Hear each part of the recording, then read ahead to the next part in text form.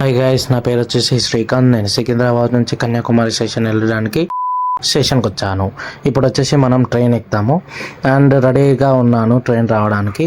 And మనం వచ్చేసి సికింద్రాబాద్ నుంచి కన్యాకుమారి జర్నీ వచ్చేసి 32 hours. ఇప్పుడు వచ్చేసి ట్రైన్లో నా సీట్ ఎత్తుకోవడానికి నేను ట్రైన్ ఎక్కాను అండ్ సీట్ ఎత్తుక్కున్నాను, పడుకున్నాను. 12 hours కంప్లీటెడ్.